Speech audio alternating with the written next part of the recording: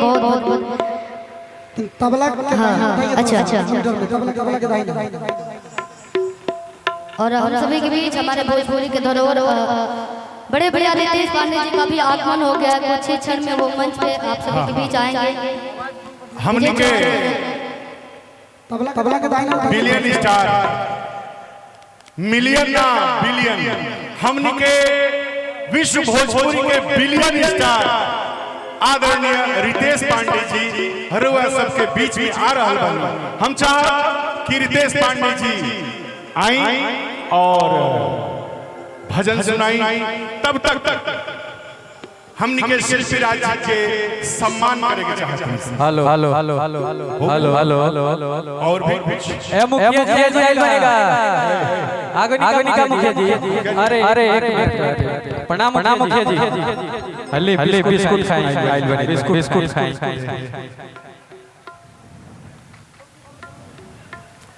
बहुत बहुत वाह बहुत बहुत थैंक यू सो मच। बहुत सुंदर रोक रोक बिस्कुट हम खाते हैं। वाह वाह काहे मुंह काहे का तड़ा मार दे बिस्कुट के सम्मान से देले बड़ा तनी मुंह अच्छा रखा क्यों खाओ तब पाछो ऐसे काहे मुंह बनावता ना खाएं कुछ बुझाता बिस्कुट खइले बने बहुत सुंदर हां हां लेकिन खइले रोइया चलेला हां हां और विदेश से जाई बाका रोइया खइले होइले रोइया सात जना खइले होइए सब बिस्कुट ना नहीं खा रहा चप्पल उठाए का करबे हमरा के कुकुर खा ले रोइया कुकुर खाला। अरे अरे हमरो यही कुकुर खाला दियावेला खियावेला। धन्यवाद। हम चाह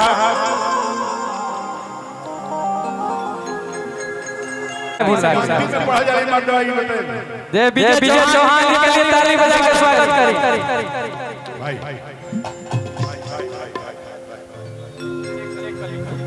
hello hello hello hello hello hello hello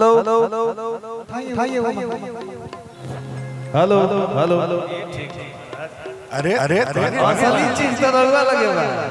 असली माल असली चली तमाम भोजपुरी के जाने वाला, सुने वाला, पहचाने वाला, प्यार करे वाला चाचा भैया माता बहन बड़ बुजुर्ग सबके हम विजय चौहान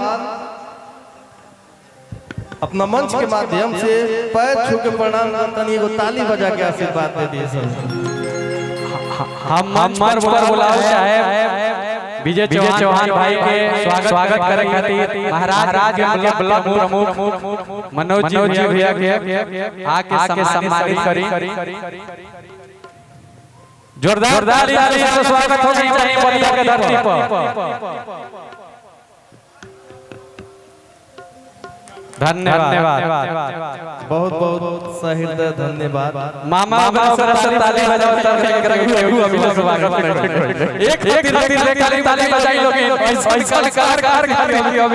ताली हमारा मिली टेंशन मत यहां के पेट पर गाय कलाकार पेट पर चलते विधायक हमरा के रुपया के रख लेनी है उन्हें जाके दे। देखिए आई एक मिनट हुआ आज हमने खातिर आए समाज खातिर एक गांव खातिर एक क्षेत्र खातिर बड़ी खुशी के बात बा कि माटी के लाल माननीय स्वास्थ्य एवं कानून मंत्री अभय भैया के मामा आई वहां के तो हम मम्मी कहा मंगल मामा जी के सानिध्य में ये कार्यक्रम चल रहा बा। ये बहुत बड़का आयोजन बा भैया, कोट देते रहिए। ये बहुत बड़का आयोजन बा, ऐसा आयोजन खातिर जितना भी लोग बा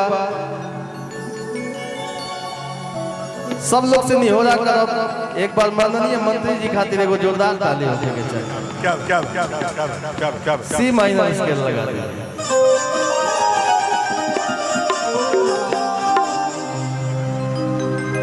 हम ज्यादा बोले ना विजेंद्र भैया, जौने हम अपना टूटा फूटा शब्द में 2-4 आखिर मेहनत का में आई लो 500 मिलल रे डॉक्टर साहब यहाँ से 500 मिल गई के दे डॉक्टर साहब